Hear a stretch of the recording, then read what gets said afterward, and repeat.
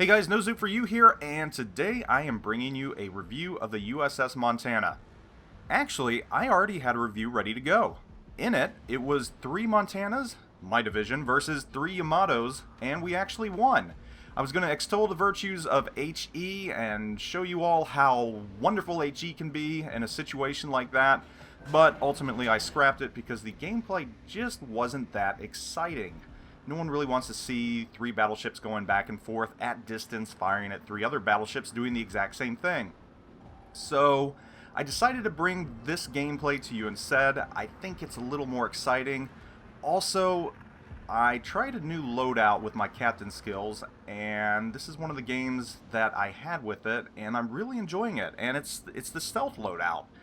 And at first, I didn't think that it would be that much of an impact in a battleship, but it really is. So I'll touch on that at some point as well. So, USS Montana, actually a ship that I favor over the Yamato. I've played the Yamato maybe 20 times, so not nearly as much as other ships, but for some reason I just did not connect with it. I don't know what it was about it, but the Yamato just does not fit my playstyle. I like to push in battleships, and for some reason the Montana just seems to fit into that category a lot better for me. I switched to the Montana, and really it works out better for me. I like it a lot more. It seems like it's quicker. It seems like it's more nimble for a battleship of its size. So I am in the Montana camp. Now, about the Montana as it compares to the Yamato. Hit points are roughly the same. Montana has 96,300 to the Yamato's 97,200. Where the Montana has an edge is over its max speed, which is 30 knots. So that's 3 knots better than the Yamato. I feel that the Montana starts a little quicker than the Yamato, and it can stop a little quicker than the Yamato. On top of that, the AA is a lot better. You start off at 84, easily spec'd up to about 99 or 100 depending on the modules you take. Yamato only starts with 69. So the Montana is a great anti-aircraft platform. Guns, we know that's where the Yamato beats the Montana. The guns on the Yamato are just a lot larger at 460 millimeters to the Montana's 406 millimeters. That's the same size shells that both the North Carolina and the Iowa carry. Montana has a max AP damage of 13,500, HE a respectable 5,700. However, the Yamato you're looking at 14.8 and 7,300 for its HE, and the first number was for the AP. Now, the cool thing about the Montana is its burn probability is 36%, and that's why I was touching on that at the beginning of the video. You can really burn ships to the ground if you want to. You're almost guaranteed a fire if every single round in a salvo lands. If 3 of them land, you're almost guaranteed a fire. So, no surprise there. Great HE. Armor has been rehauled for 5.9. I feel it can tank just a little better, and it has a lot better survivability against the Yamato now. Really, the Montana is pound for pound becoming a good match against the Yamato. So if you hadn't played that or the USN Battleship line before, I think now after 5.9, now is really the time to give it a try. You'll enjoy it, really. Trust me on that. So how do I have my Montana set up right now? Like I said, I switched things up and I'm running a concealment spec right now. So my captain skills, first 3 you can really do what you want. I've got basic fire training for the first skill. Second one, I actually switched to, there's a nice citadel right there, look at that. I got off to a slow start, but things are starting to pick up right now. I've got fire prevention for my second captain tier, and I'm fiddling around with it. Honestly, I think it's a good matchup because as a large battleship, you're going to be focused fired an awful lot. So I switched that, and so far it seems to work. I don't catch fire nearly as much, and that's an awesome thing in the Montana. This poor New Orleans right here, I'm going to finish him off with another citadel. Very nice. So number 3, I've got Superintendent. That's my personal preference. I just like having that extra heal. It gives you even more survivability. So if you don't run that, you don't have to. Take a look at it though. If you find yourself in situations where you're pushing a lot or taking a lot of damage, it's a good thing to use. For my skill 4, I used advanced fire training to bump that AA spec up even more. And lastly, number 5, concealment expert. And that's the one that I just started giving a try. I think Flamu runs that, and he's probably one of the best players in the game in my personal opinion. I'm going to finish off this little destroyer right here that played a little peekaboo through the islands. That's one less threat to the Montana out there. Very nice. Yeah, so I decided to give it a go with what he was running, and went with concealment expert. With the mods, I'm using the concealment mod to it, and with camo, you can get your concealment down to 13.4 kilometers on the Montana, and that is insane. What that does for you is it gives you alpha strike capability. Really, you can creep up if there's no airplanes or destroyers around within 13.4 clicks of a cruiser. By the time you fire, if your shots are online, he's already dead. And I don't know what this cruiser's doing backing up right there. Not very smart. So, Montana in the concealment build can be a very devastating ship.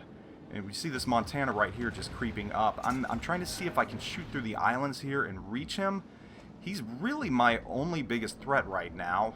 The aircraft carriers, I really don't worry about aircraft carriers. Now that you can only have one in Tier 10 battles, as a Montana, it just melts planes. And I don't even use the manual targeting for it. I used to, but I found that the AA is good enough that I don't have to. So I tried hitting him over the mountain here. I got a couple shots in, but nothing too spectacular. So I'm just going to kind of loiter in this area and see if I can hit him. I'm not too concerned. I know there's no ships in the area right now that are a threat to me. I actually did not use fire prevention this round, so you can see me catching fire a little bit here, but it's no biggie. So here we go. This Montana's coming through, and I'm just going to wait for him to give his broadside to me. And this is one ballsy cruiser up here attacking him. I don't know what he's doing, whether or not... Yeah, here we go. Here comes my shot. And they look on target. Oh, goodbye. There's 4 Citadels. RNG blessed me right there. So, very, very nice. Now, for me, I was talking about I like the Montana a lot more than the Yamato. And it just suits me better. It's funny because people think the Yamato is a lot more sluggish than the Montana. But on paper, the Yamato actually has a better turning radius than the Montana. However, I think that 3 knot speed advantage for the Montana makes all the difference, because when you move into your turn going at a faster speed, that means that you can make your turn quicker, right? Exactly. So that's why I think the Yamato is just not as nimble as the Montana, or at least it feels a little more sluggish. And again, I was talking about that startup speed and the braking power. Now this Yamato here, he's really the only other threat to me right now, so I'm just going to start taking shots at him. The game is slowly swinging our way right now. It's we're still losing. They still have 2 control points right now, but things are starting to look up to us with that Montana going to the bottom of the ocean. So I'm going to start firing at this Yamato. I've still got my AP loaded. I really should be switching to HE right now. I haven't, and there's that cruiser again that just nose on to that. You know, right here, I thought that he had his torps loaded and was just gonna slaughter this Yamato. I was really hoping to see them launch right here, but apparently not. So I don't know what he was thinking going toe-to-toe with that Yamato right there. I could have told you that it was gonna end like that. So as I creep towards this island that I'm going to beach myself in. Now, right now, I'm trying to decide whether I want to fire at this Yamato, see if he's going to give me his broadside. And then this cruiser comes up right here, and I say, yeah, I'm going to fire at him instead. So there go my shots at him, and these are going to find home. 2 Citadels, goodbye. Now things are really quickly starting to turn our way. we have the ship advantage right now, and I'm just going to start backing up because, like a derp, I ran myself into this island. I'm not too concerned about this Yamato. I've got a decent angle on him, so I kept myself angled. All our secondaries are popping off, and I'm just going to keep the heat on him. I'm going to keep firing at him. Now they're down to 4 ships, so overall, in summary, the U.S. battleship line has got a lot of love lately. Almost to the point that I think it is equal to the IJN, which traditionally people have thought is a much better ship line. At this point, I don't think it is. For Montana, the only ship that you fear is a Yamato. Every other ship you can handle easily, even destroyers. If they get close enough, your secondaries are going to wreak havoc, and even if you have AP loaded, you've got 4 3-gun turrets trained at them. Even AP is going to wreck a destroyer. So I've really enjoyed the Montana in my time in it. I do a lot better in it than the Yamato. I know that's not the case for everyone. Yamato is still a great battleship. Pound for pound, it's probably still better than the Montana, but again, it's all play style dependent. If you haven't given it a try already, go ahead and get yourself a Montana, spec it out for concealment, and there's a high caliber right there, very nice. This was a pretty enjoyable round, 170k damage, not too bad. And there goes that Yamato, and this round is just about over. We turn this around. Like I said, give USN battleships a try. They are phenomenal from the North Carolina upward. The only stinker is the Colorado. Anyhow, this has been No Zoop for you.